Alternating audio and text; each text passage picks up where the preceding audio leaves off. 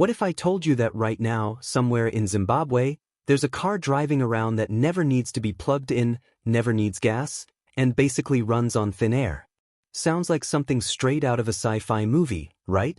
Well, buckle up because what you're about to hear isn't fiction, it's happening right now, and it might just flip everything we know about energy on its head. You know how we're always hearing about the next big thing in electric cars? Tesla this, hybrid that? But what if all of that is already outdated? What if there's a guy who figured out how to make vehicles run forever without any fuel or charging whatsoever? And here's the kicker, he's not from Silicon Valley or some fancy German engineering lab. He's from a crowded neighborhood in Harare, and he never even finished high school. Let me take you on a journey that starts in 1980, in a place called Butarairo. It's one of those neighborhoods where electricity is a luxury and opportunities are scarce. A baby boy is born into a family that's struggling just to put food on the table. Fast forward 14 years, and this kid has to drop out of school because his family simply can't afford it anymore. Game over for his future, right? Wrong. So incredibly wrong. This kid, whose name is Maxwell Chikumbutso, had something special brewing inside him. While other teenagers were playing soccer in the dusty streets, Maxwell was digging through trash heaps, collecting broken radios, discarded circuit boards, and anything electronic he could get his hands on. His neighbors thought he was crazy. His family worried about him. But Maxwell? He was hearing something they couldn't hear, literally. Now, this is where things get really interesting. Maxwell claims that around 2003, he started having these incredibly vivid dreams. Not your typical dreams where you're flying or showing up to school in your underwear. These were technical blueprints, complete instructions for building things that shouldn't exist according to our current understanding of physics. He says voices would guide him, showing him exactly how to connect circuits and manipulate radio waves in ways that nobody had ever done before. I know what you're thinking. This sounds absolutely bonkers. And honestly, if someone told me this story at a party, I'd probably smile politely and slowly back away. But here's the thing, the stuff he built actually works. And it's not just him saying it works. We're talking about university professors, international scientists, and even documentary filmmakers who've tested his inventions and walked away scratching their heads. Let's talk about radio frequencies for a moment. You're probably familiar with them, they're all around us right now. Your Wi-Fi, your phone signal, radio stations, they're all using these invisible waves that bounce around the atmosphere. Maxwell became obsessed with these frequencies. While the rest of us use them to stream music or check Instagram, he saw something else entirely. He saw unlimited power just floating around, waiting to be harvested. By the time he was in his 20s, Maxwell had already built a working radio transmitter from scratch. Not impressive enough? How about a digital navigation system? A turbine engine? And he did all of this without a single engineering textbook, without YouTube tutorials, without any formal training whatsoever. Just a guy, some trash, and apparently divine inspiration. But the real game changer came in 2009.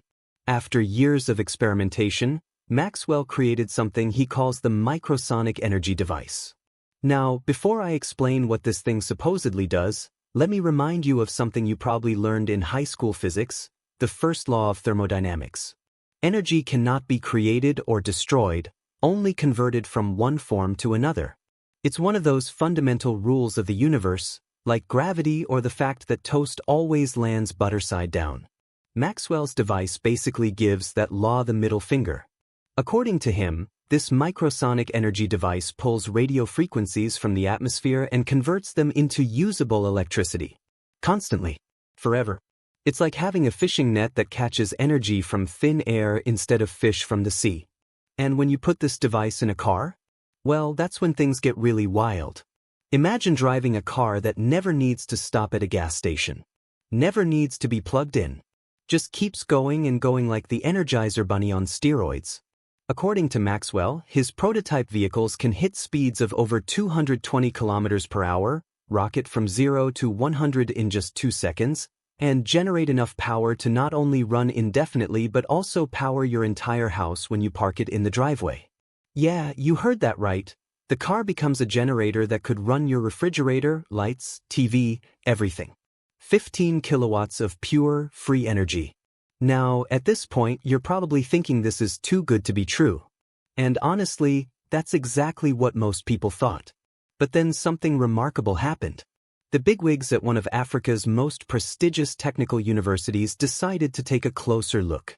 We're talking about the Harare Institute of Science and Technology, not some backyard operation.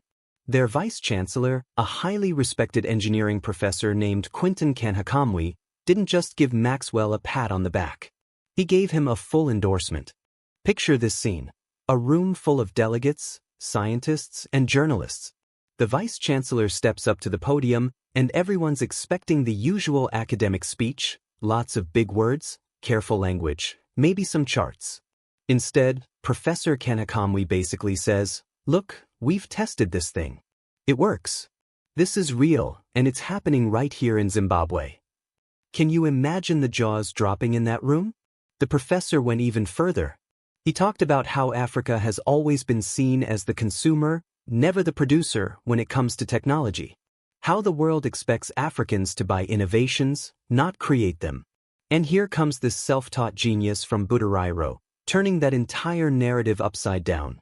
It wasn't just about the technology anymore, it was about what this meant for Zimbabwe, for Africa, for every kid in every struggling neighborhood who's been told their dreams are too big. But if this technology is so revolutionary, why aren't we all driving Maxwell's cars right now? Well, that's where the story takes a darker turn. Maxwell claims that when word of his invention started spreading, he became a target. He tells a chilling story about visiting Silicon Valley.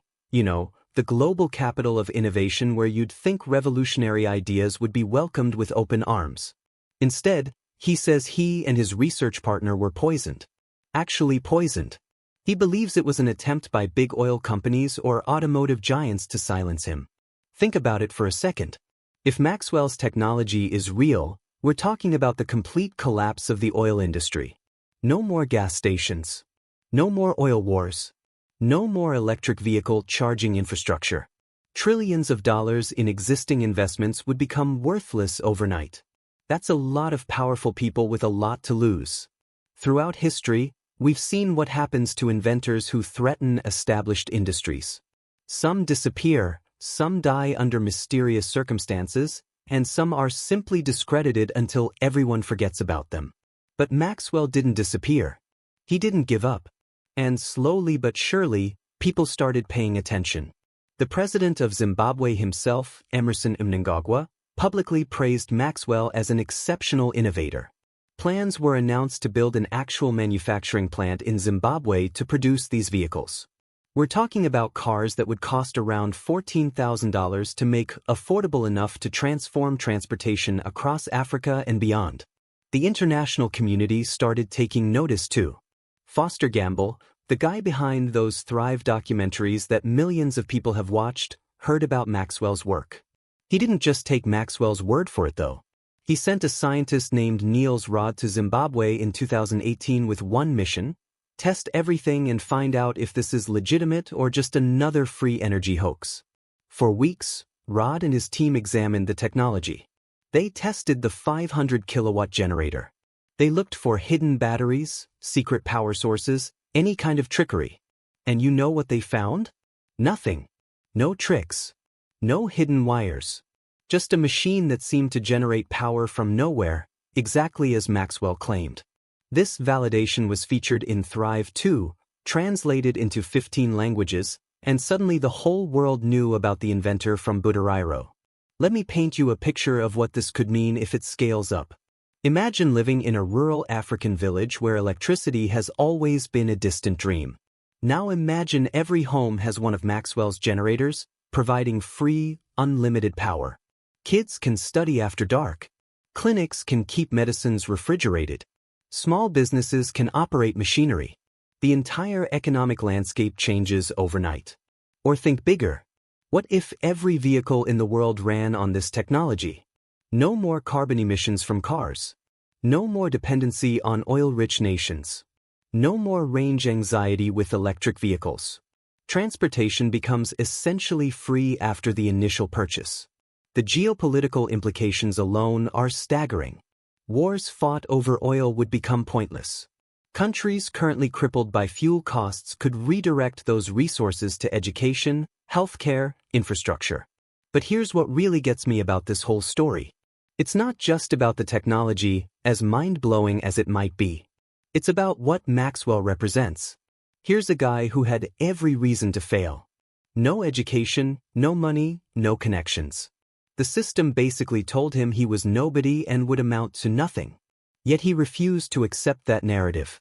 He trusted his visions, worked with garbage as his raw materials, and potentially created something that could change the course of human history. Whether you believe in divine inspiration or not, there's something powerful about someone who claims God speaks to them through dreams and then actually builds working machines based on those dreams. It challenges our rigid separation of science and spirituality. It suggests that maybe, just maybe, innovation doesn't always come from universities and corporate research labs. Sometimes it comes from the most unexpected places, from people the world has written off. Maxwell's story reminds me that we might be looking for solutions in all the wrong places. While developed nations pour billions into traditional research, perhaps the next world-changing innovation is being built right now in a garage in Lagos, or a backyard in Mumbai, or a small workshop in Sao Paulo. Perhaps the people with the least formal education but the most pressing need for solutions are the ones who will think outside the boxes that formal education creates.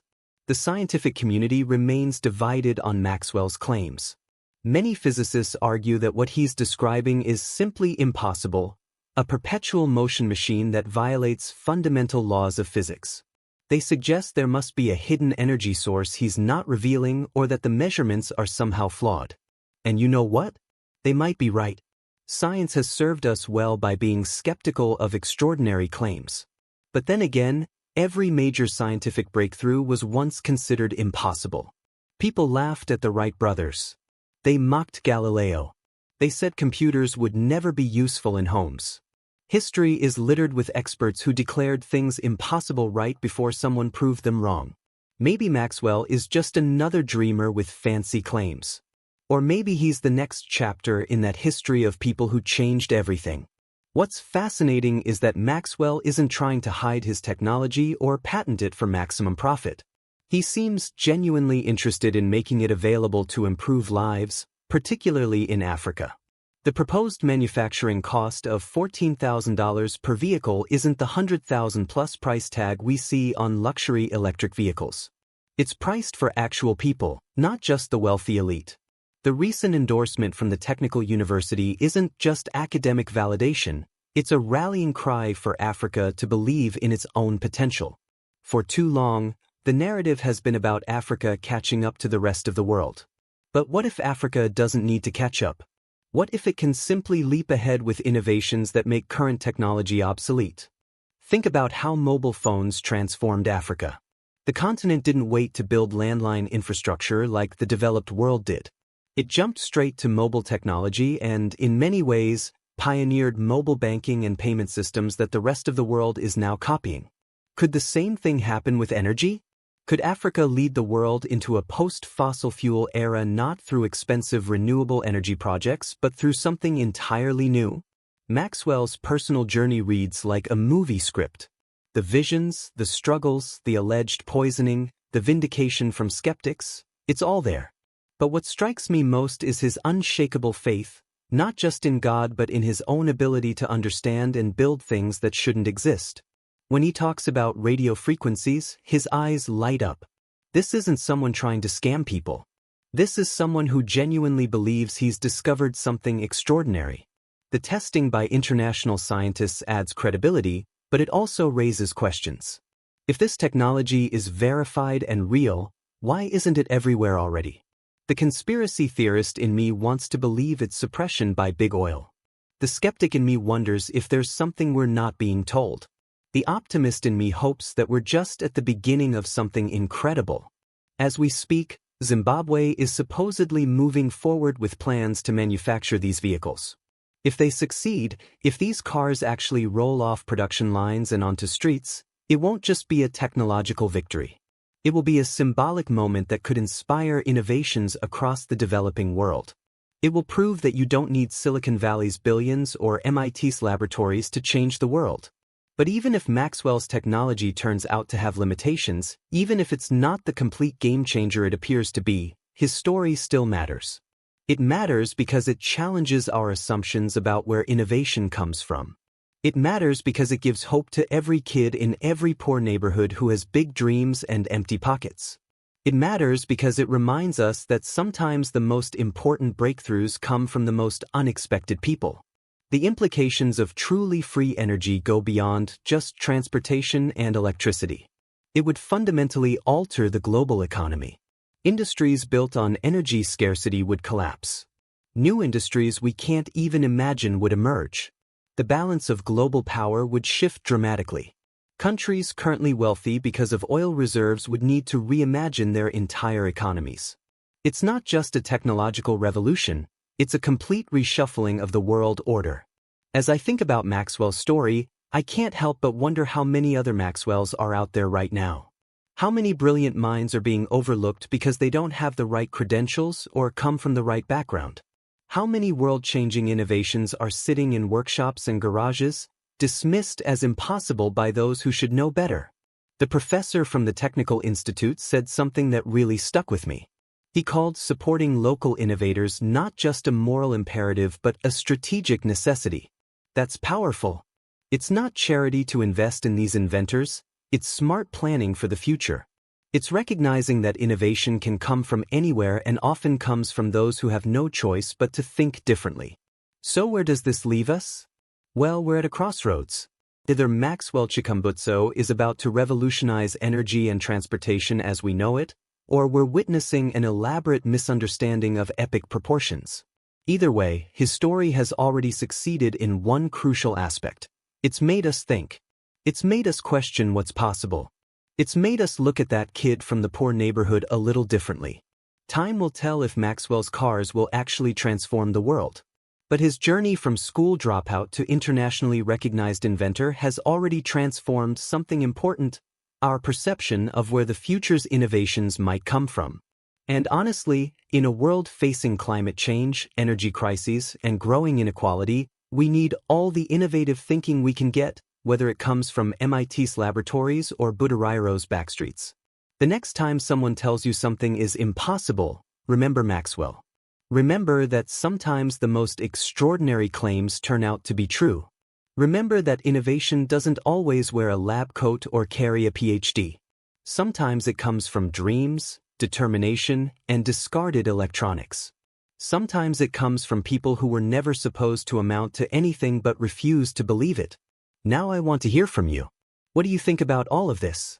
Are we witnessing the birth of a new energy era, or is this too good to be true? Have you heard of similar innovations being suppressed or dismissed? Drop your thoughts in the comments below because this conversation is just getting started.